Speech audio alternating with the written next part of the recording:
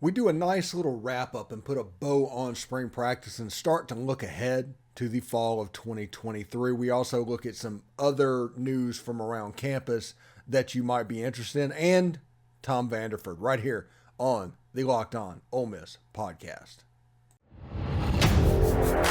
You are Locked On Ole Miss, your daily podcast on the Ole Miss Rebels, part of the Locked On Podcast Network, your team every day.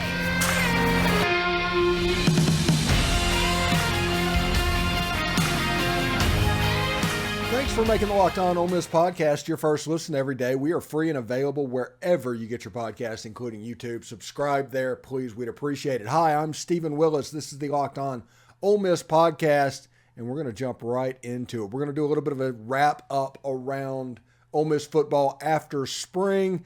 We're going to kind of give report card grades of positions going from spring to fall. This isn't a final grade. This just is a report on how well positioned they are to move into the fall, if that makes any sense whatsoever. And we're going to start with the quarterback position, and we've talked to several people through the week. They all said the same thing, that all three quarterbacks could win football games at Ole Miss. There's no other way you can rate the Ole Miss quarterback position than A+. Whoever wins the job, Ole Miss is going to be in fantastic shape. You know, we're going to talk about Jaxson Dart and the improvement that he's made, and there's stuff that he needs to do. There's stuff that all three of these need to do before the fall to get Ole Miss to where we want them to be. But as far as positioning themselves to be able to make that jump, they have done that. All of them have made major strides from where even they started at the beginning of spring. And those major strides has allowed them to get to where they are here, and that is in a position to where, honestly, the summer and fall camp is going to be majorly exciting and dramatic for all three quarterbacks. Should be really interesting. Running back. I'm going to give running back an A as well. And there's going to be a lot of people that say, hey, Ole Miss needs another scholarship running back. Well, they have one coming in the fall. You don't really need more than three. I don't know why anybody'd say you would need more than three. If something catastrophic happens to where you needed four high-quality running backs, your running back room was already decimated to the point of no return to begin with. So, Quinshon Judkins, spring game, he actually absolutely impressed. Even the little bit that he did, his lateral movement has somehow gotten better from last year to this year. And he has a chance to have a really effective year. His stats may be down a little bit. Like I said, I'm only expecting Quinshon to rush for 1,200 yards this year. But he could be more effective, and he could be more of a weapon in the offense, if that makes sense whatsoever. I like Ulysses Bentley IV. He showed in the spring game, showed well, and he provided a spark that Ole Miss didn't see last year. It's that Jerry and Ely type piece to the puzzle, and his speed could be a bona fide weapon for this Rebel offense as the team moves forward. And Kedrick Riscano, everybody knows how I feel about him. I think he's going to be a really good back as well. Look at the wide receiver position, and we're just going to do the wide receivers and then tight ends. Wide receivers, I give them a B+ at the moment, and that is only because Trey Harris was injured and we haven't laid eyes on him. This is being recorded before Shane Hooks commits. Shane Hooks could commit to Ole Miss. I think he's supposed to commit. Last night he committed at like 7 o'clock on YouTube or something like that. So it's in good shape.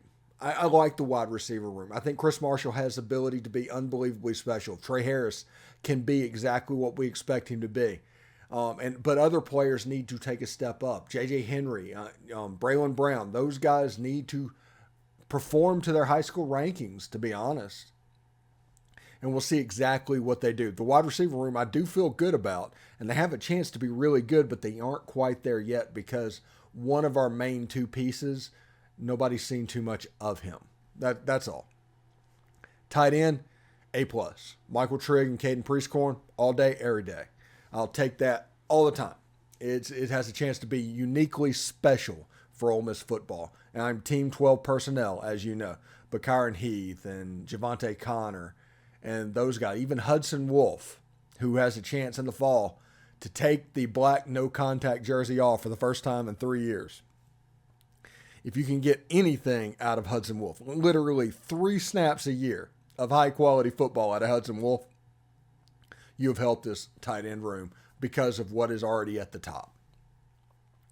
Offensive line, you lose Nick Broker, and in the fall, like, a couple of tackles were injured and didn't play, but that helps you build depth a little bit. Honestly, in the spring game, I didn't see an offensive line that struggled like it did in the last couple, if that makes any sense. And I understand that a spring game is a spring game, but so is that. And that turned out to be a canary in the coal mine about our pass protection and what teams can do. I thought the offensive line played fairly smoothly in the Grove Bowl. It just kind of is what it is.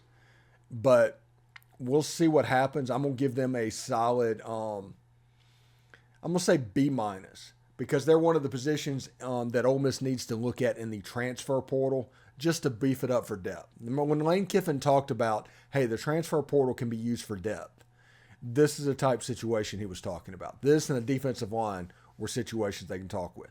Every transfer portal window, the offensive line and defensive line, they're just recruiting those positions because you can never have too many.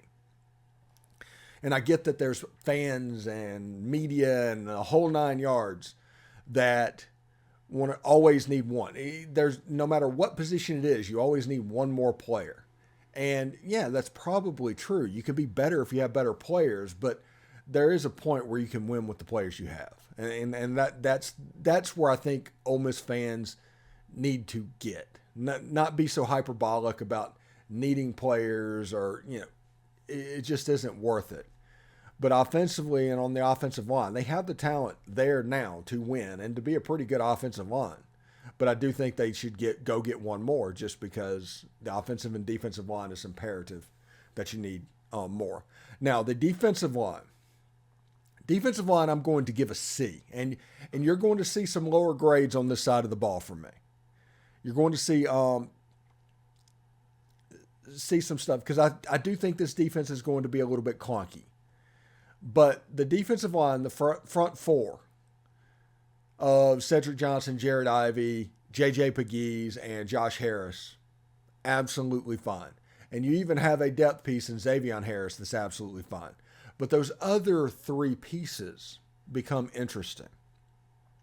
Does somebody like Jamarius Brown step in to provide something for this defense? Does Jamon Gordon take a step? Anybody on the ends, one of the freshmen, Chamberlain Campbell or DJ Holmes, do they take a step? I don't know. We have to see what's going on. I think DJ Holmes has a chance to be pretty good. His get-off in that is similar to an Isaac Gross, but he's an absolute tweener. So you're going to have a 225 person playing defensive end. So you may see a NASCAR-type package where they can get you on the field. Think freshman year Marquise Haynes. That's how they're probably going to use DJ Holmes. But I'll give them a solid, I'm going to say C+, honestly, because I really like J.J. Pegues, and the starters are in really good shape. Now, linebackers, people are going to freak out and wonder what's going on with the linebacking position. And it's fine, because you have a 2 deep of the first 2 in the middle, because it's a 4-2-5. So, you have Ashanti Seastrunk and Kari Coleman, who I'm still waiting. It's always difficult for somebody that's played with their hand on the ground to lift it up and play linebacker. I get why he's doing it, though. And then you have Jeremiah Jean-Baptiste and Monty Montgomery, all of which has a chance to be fairly good players. And I will add into it, including the hybrid position, the Husky-type position, Centarian Perkins. And I think the addition of Centarian Perkins and the underclassmen that are behind those groups, I think linebackers, honestly, I'm going to say a solid B. Solid B. Now, if you look at the defensive backs, Miles Battle gone, A.J. Finley gone. In the spring practice, DeAndre Prince did not play. Markevius Brown is transferred away, even though he was a depth-type position anyway. He's transferring away. And we don't know what the status is of Deshaun Gaddis from North Texas. Know that John Saunders is fitting in pretty well at safety. He has a chance to be the free safety type, tall, long, rangy type defensive back. So we'll see exactly what they can do. I'm right now I'm a C-. I'm not overly worried about them because they had 6 defensive backs on the field at one time.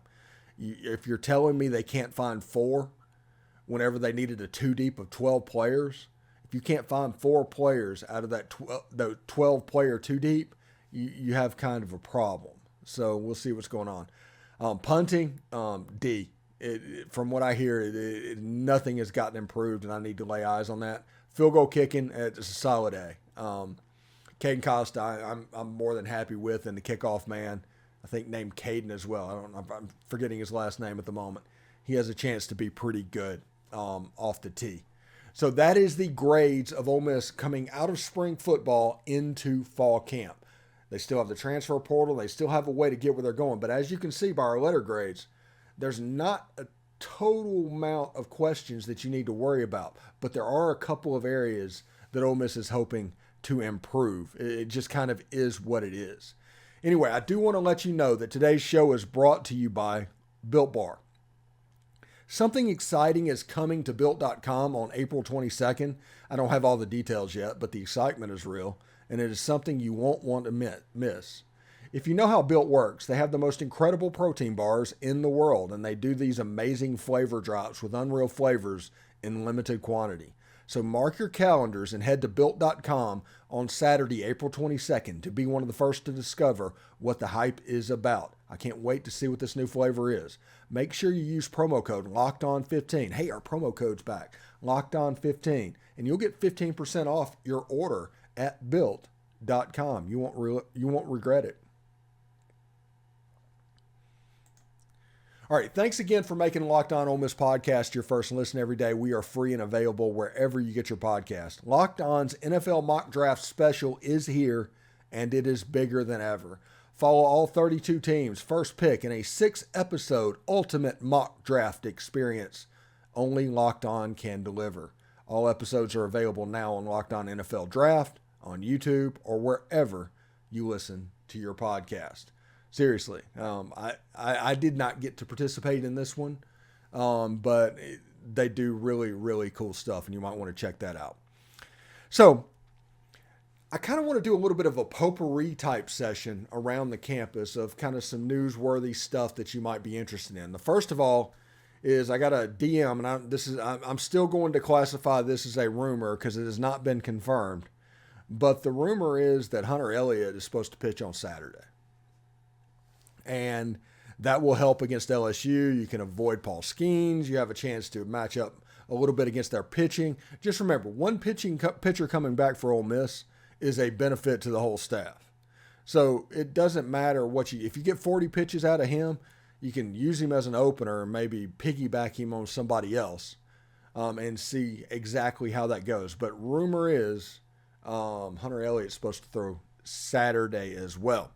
On the flip side in baseball, Tywone Malone has apparently left the team, according to Michael Katz. He entered the transfer portal yesterday. Now he's left the baseball team.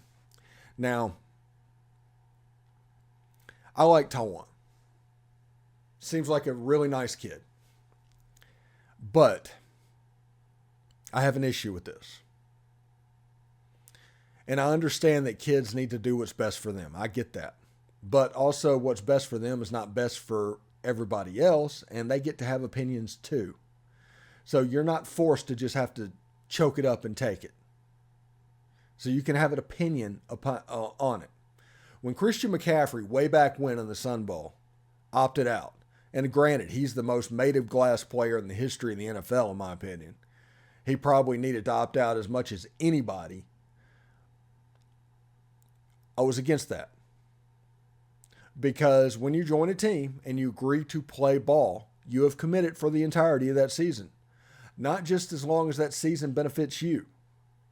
Not as long as you are going to be able to benefit off of that team. You commit to that team for the whole season. And what way Ole Miss Baseball is going right now, it's still only you're looking at about a month left of baseball. Depending on how this weekend goes. But most of these places in summer, just going into the portal, that's fine. You can go into the portal whenever you want to. That doesn't mean you have to enroll in the school you're going to in that window. He could have committed after the baseball season. No penalty whatsoever. All of this could have been worked out ahead of time. He can be recruited just like he always could. Now, he chose to leave the baseball team. And that I have a problem with. That goes into that opting out discussion where you're trying to do things in a team environment completely mercenary-like and only for yourself. And I get that he wasn't playing much. I get that. For whatever reason. I wouldn't take Will Furness off the field anyway. I mean, he just messed up to have a kid that could knock the cover off the ball in front of him. Good baseball player. But it kind of is what it is. Now, if we're being real about this, and I think I mentioned this earlier in the week. I don't know exactly what day. I think when Chris Partridge left, he would have followed Davidson Igbinosun and Tysheem Johnson, those people from New Jersey, those Partridge kids, out the door right then. The only reason that he stuck around, likely, was for baseball, a team that just won the national championship. So whenever he gave up on that, all of a sudden he reverted back. So it makes sense. I understand where he's coming from. I'm not saying he doesn't have the right to do it. But just because you have the right to do it doesn't mean you should. And doesn't mean people that are invested in NIL, people whose hard-earned money went into your pocket, can't have an opinion about that. It's just the way it is. Just the way it is.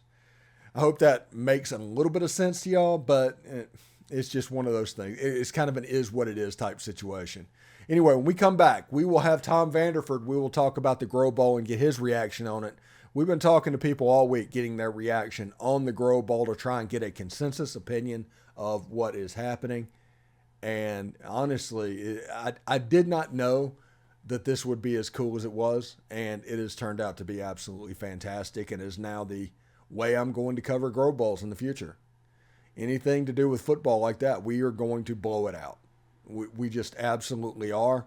And because of that, it should be a lot of fun for people that are interested in doing that. But anyway, when we come back from this break, Tom Vanderford's going to talk about the Grow Bowl. Stick around. Thanks for making the Locked On Ole Miss podcast your first listen every day. We are free and available wherever you get your podcast, including YouTube. So do us a favor, subscribe to the YouTube channel, hit the bell for notifications, and of course, upvote the video itself and comment down below. We're here with Tom Vanderford as a part of our Grove Bowl reaction series this week. It's been all Grove Bowl all the time on the channel. How you doing, Tom? Hey, I'm doing wonderful, man. Getting better every day. Good. That's what we want to hear. That is what we want to hear. So, the Grow Bowl. What were the impressions that stood out to you in the game? Well, first of all, Howard is the real deal. I mean, goodness gracious. I've heard you compare him to Eli before and this and that and the other, and I've heard other people talk about him being good. But the first time I laid eyes on him was the Grow Bowl. And the pass that stuck out in my mind and made me think Eli Manning was when he rolled to his right. He's almost out of bounds. He throws this floater to Knox, hits him right in the hands in the end zone. And Knox is covered. Yeah. And I'm like, good grief. There was two or three amazing passes in that game. Yes. All three quarterbacks were good in their own rights. Like I've heard you say recently, each one of them has something to work on in their game. None of them are the perfect quarterback. But it makes this Ole Miss fan, this old Ole Miss fan, happy to see that kind of depth at quarterback. it also makes me happy that I hadn't seen any of them try to go into the portal. So that makes me happy. I'm glad. I'm glad to see the defense. A lot of people are dogging the defense. He had like 3 base formations, and that was it. It was more than vanilla on defense, and I saw some good plays. I saw some good plays from the defensive line. I saw some good plays from the safeties, and I was concerned about that. Even the long passes that were connected, a lot of them we had good coverage. So when you've got quarterbacks that are that good, it's hard to do that. Now, one thing I was disappointed in, and I'm a Jaxson Dart fan, but every time he tried to hit number 12 Marshall over the middle, like on a post route, he would overthrow him. So hopefully they'll get that fixed. I was impressed with Sanders, but I'm not going to sit on the quarterbacks forever. I thought Michael Trigg looked like a grown man. Mm-hmm. Of course, he looked pretty good last spring too, but he looked like he's bulked up a little bit. You know, he knows this is his money year. This is his 3rd year in college football. If he does a good job, he can go to the league, and you know, I think he's got all the tools to do that. So maybe that's pushing him a lot too.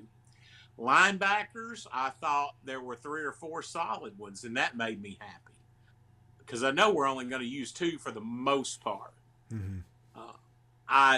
I think we're still, I know, and you've said this a plethora of times, we're still missing our jack. Now, we've got a couple of kids coming in that we signed right there towards the end. One of them was the national sack leader in high school. He was a 3-star. But you can't always count on these recruiting services. I've learned that. There's a kid at Georgia there have been many kids at Georgia. Name the last 5-star quarterback that went to Georgia that was successful at Georgia. Stafford? You can't. Was he a 5-star? I think he was up there. He was either a high 4 or a 5. You know, Justin Fields just didn't fit and went to Ohio State and had a great time. They brought Daniels in from USC. He was a 5-star. Never really could do the offense. So, you know, you can't ever tell. But getting back to the Ole Miss Rebels, I was, and I know it's just a spring game, and the kid will probably never get any good carries, but he's got a good bloodline. His dad played in the NFL for 14 years, but I thought McAfee looked pretty good, the running back. Of course, we're going to have Reese Cano come in and so on and so forth. And as far as the defense goes, I would caution everybody that saw that spring game and got all up in their business about 52 to 53. Number one, it wasn't that. I think the red team actually got 2 touchdowns given to them during the game to make it close. But I wouldn't get too worked up about that because it was such a vanilla defense. And for the most part, I thought the kids did really good considering they'd only had 15 practices in this new defense. But you brought it up, I think, either on a tweet or maybe in a space or something.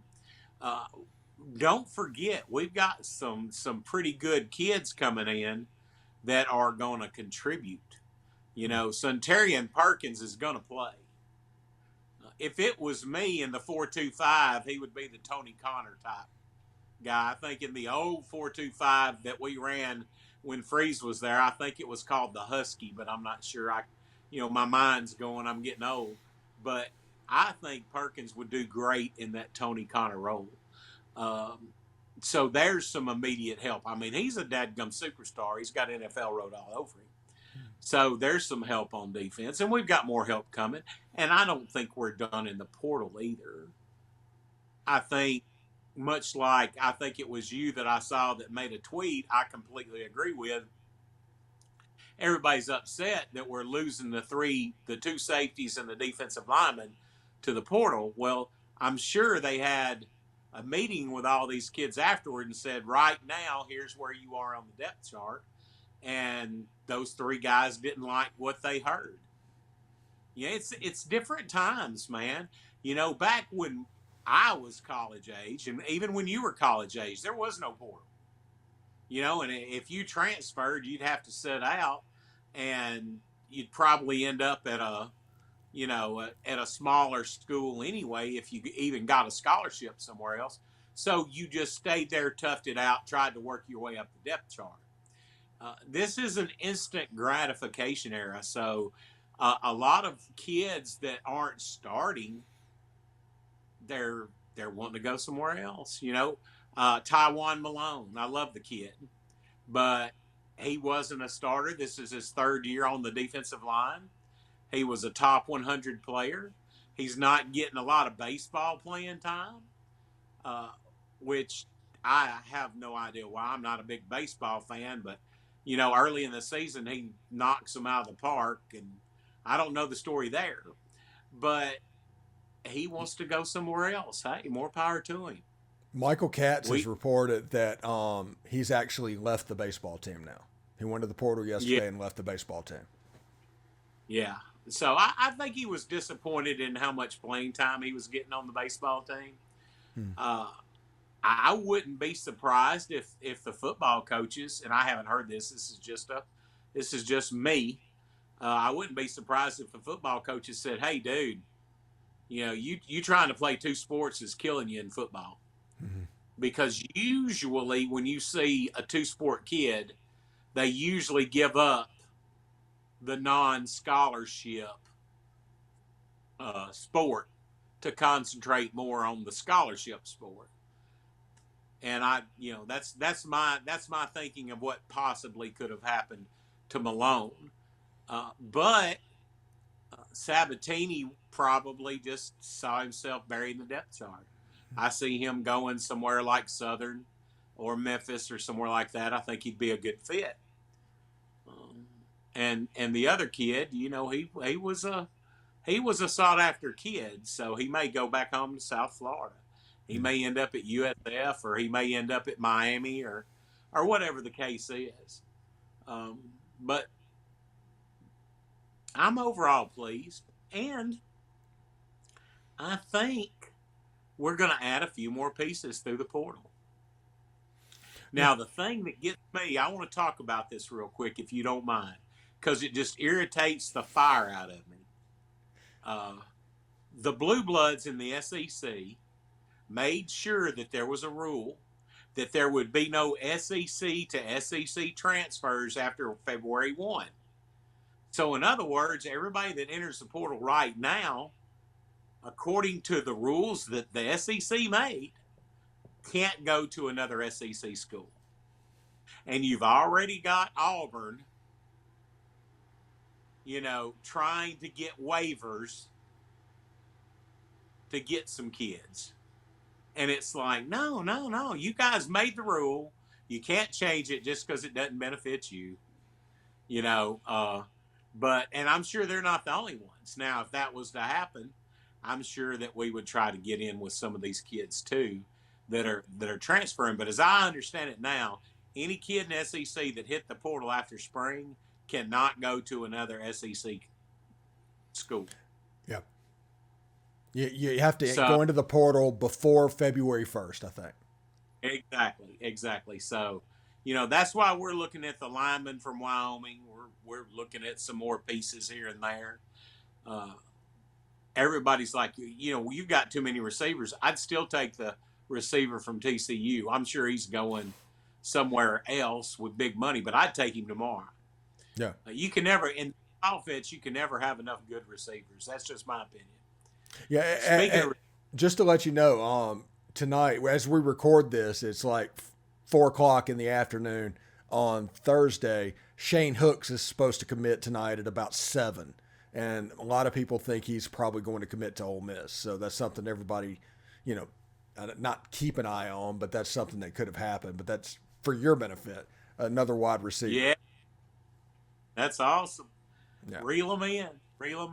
You know, it's like I mentioned it before. I've got a lot of friends that are state folks, and some of them know how ate up I am with Ole Miss football, and they try to pick at me from time to time. And they're like talking about us going out in the portal and this and that and the other. And I'm like, guys, all I can tell you is every year he's been here, our roster has been deeper the next year and better. And I said, we've never been 3 deep with the kind of quarterbacks we've got in the modern era. That's amazing. You know, we're 3 deep there. We're 3 deep at running back. You know, we've got some good receivers. Trigg showed out. One thing I noticed though, and I think it was by design, they never threw to Prieskorn. Did you notice that? In the spring game. No, I think that goes to Jaxson Dart's struggles in the middle of the field, because the other quarterbacks on the other team, they were throwing it to Trigg. Yeah, we need to he needs to really work on that. I don't know what it is, if he's afraid of coverage, afraid of interceptions or whatever. But, you know, I read something the other day where they gave him a list of things to work on, and he improved in all of them. Well, I didn't see that throwing across the middle from him. I don't know why. I don't know what the deal is. But I saw the other 2 guys throw across the middle. Yeah, so, the pass of the Grove Bowl was by Spencer Sanders to Trigg across the middle. Yeah. And that combination looked pretty dadgum good, too. And people got to remember something about Sanders. I'm not jumping on the Sanders train, but I am saying this. The guy's shoulder was only healthy for just a week or so before the spring game. I mean, he had some rehabbing to do and this, that, and the other. He looked pretty darn good. So that was impressive. I think in the portal, though, they're probably still looking for that Jack type player. They'd probably still take another offensive lineman or a defensive lineman. And with 2 safeties entering the portal, I'm sure they're going to look at safety, even if it's a depth piece. Yeah, I agree with that as well. I think offensive lineman and defensive lineman, every portal window, it's just evergreen at this point. You always need those players. But as far as skill players go, I mean, I think we're in pretty good shape offensively. Defensively, I think it might be a little clunky this year. I've said that a few times. And I think so. Yeah, because we don't have the fits everywhere. Yeah. We don't have Jack, that true Jack. And even if even if the Florida kid comes in, he's going to be a true freshman, man. He's going to make mistakes. He's going to, so we'll just have to see. I do believe that they're gonna work in the portal and get some help on defense. I could be wrong, man. They might not do anything, but yeah, I think we'll see what happens. Yeah. I know that if they don't do anything, that'll be as much of a sign as that they were. That'll tell you what Lane Kiffin actually thinks about his roster currently, and not what we think about his roster. Exactly, because when it all comes down to it, those guys' jobs are on the line. They're going to get the best product they can because they want to keep those checks coming in. So you got to think about that. Us as fans, we can sit back and we can dissect and we can analyze. But when it comes down to it, it's their tail that's in a bind if this doesn't work. Right. So I've got, and I may be wrong, man. I've been wrong before. I'll be wrong again. But I think Pete Golding and the other people that we've added to the defensive staff are going to make a difference. It might take a couple of games into the season, but they're going to make a difference. They'll flash for sure. I'm going to tell you something. This is what I like. I was watching that spring game, and when the guy that's A&M, I can't even think of him now, the defensive coordinator. Durkin? He really, Durkin? Durkin. He really didn't. He really wasn't a player's coach. I mean, he kind of did some things, but he really wasn't. And you know, our other defensive coordinator was always up in the booth. Yeah. What I witnessed during the spring game with Golding is when the defense, I noticed it with the red defense because I was looking for number 36. But he would get down with, this is a spring game, he gets down with them with a whiteboard, and he's, you know, in between series trying to help them. He walked up to Sistrunk, and he grabs his head and talks to him and smiles, and you know, that helps.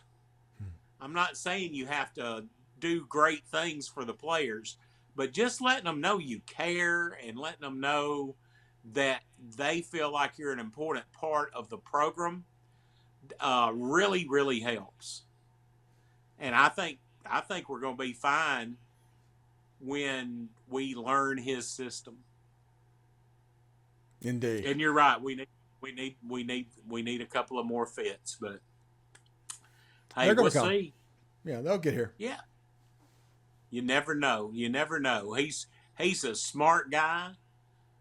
He may go, well, you know, I'm going to have to make this little wrinkle and this little wrinkle because I don't have these people. But he didn't show any of that in the spring, and he's not going to. No. And he's not going to show it against Mercer either.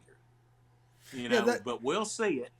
Yeah, if the offense, and everybody's talking about, you know, the Jaxson Dart and the tight end, the Caden Prescorn thing, and it's like, no, if this team was hiding anything, it was hiding defensively. That's the reason we had 3 calls. That's the reason Lane Kiffin wanted to do that. He wanted a 53-52 game. He wanted a game that they could take nothing from, and he got exactly that. I think it was a massive success, and Ole Miss fans should be genuinely happy after watching it. Mm-hmm. And opposing fans and opposing players, some of them in the SEC, were going, well, their defense is horrible just by looking at the 52-53 score, which is, you know, is really not the case. That game was designed, like you said, to be a high-scoring game. Because they were looking at different things than we were looking at. Yeah. You know, they've got to put, you know, the best bodies they can on defense on the field next year when we're in the SEC. So they got to figure that out. But I do. I just feel a lot more comfortable with Pete Golding as defensive coordinator. Me too. So thanks everybody for making the Locked On Ole Miss podcast your first listen every day. Every dayers tomorrow, Saturday recruiting. John Garcia will be on the show. We'll have an episode of that'll drop at about 6 o'clock Central Saturday morning. And of course you can see the Tom standalone Sunday as well. So that'll be awesome as well. Anyway, Tom, thank you very much for joining us today, and I hope you have a great weekend, buddy. Hey, man, you too. Hotty toddy. Hotty toddy.